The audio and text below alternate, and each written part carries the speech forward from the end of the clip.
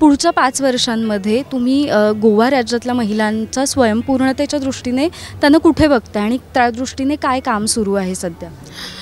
तुम्ही एक उत्तम प्रश्न विचारला, कारण की प्रत्येक वेळी आपण हीच गोष्ट बोलतो की आपल्याला सक्षम व्हायला पाहिजे. आता सक्षमतेच्याबद्दल बोलत असताना आपण एक लक्षात ठेवायला पाहिजे, त्यातला एक पार्ट आहे तो म्हणजे आर्थिक सक्षमता. पण ती आर्थिक सक्षमता येण्यासाठी पहिल्यात पहिली आपण प्रत्येकाने प्रयत्न केला पाहिजे. हा प्रयत्न इतर वेगवेगळे ऑर्गनायझेशन म्हणा, सरकारच्या वतीने म्हणा, अशा वेगवेगळे प्रयत्न होतील. पण आपल्याला एक लक्षात ठेवायला पाहिजे, जोपर्यंत आपण पहिलं पाऊल मारत नाही तोपर्यंत आपण त्या स्वयंपूर्णतेकडे पोचणार नाही. आज जे तुम्ही नाव वापरलं तोच प्रोजेक्ट ॲज अ मिशन म्हणून चालू आहे गोव्यामध्ये. आत्मनिर्भर भारत आणि त्याच्याखाली स्वयंपूर्ण गोवा 2.0 आता सध्या कार्यरत आहे.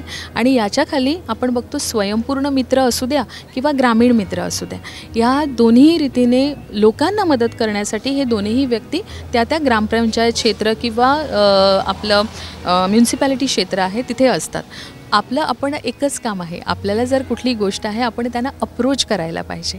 आता बहुतेक याचं अवेअरनेस एवढं झालेलं आहे, पण only that single opportunity we have to take and we have to take a chance and go to the local, म्हणजे आपल्या पंचायत असू द्या किंवा म्युन्सिपॅलिटी असू द्या, आणि आपल्याला जी कुठली सवलत म्हणजे कुठलाही योजनेच्याबद्दल माहिती पाहिजे ती आपण माहिती करावी. मी एक साधारणच उदाहरण देतो की हल्लीच आपलं एक कार्यक्रम झाला ज्याच्यामध्ये आपले CM सर यांनी युवांकडे इंटरॅक्ट केलं होतं आणि he mention about startup policy. आणि स्टार्टअप पॉलिसीमध्ये बोलताना सगळ्यांना स्टार्टअपचं म्हणजे they bring it into IT sector. Startup काय असेल तर IT सेक्टरमध्ये काय असेल असं काहीही नसतं. कुठलीही महिला असू द्या त्यांनीसुद्धा स्वतःहून स्टार्टअप पॉलिसीमध्ये केलं आणि it is non refundable amount आणि 10 लाख अप टू 10 लाख हा अमाऊंट मिळतो.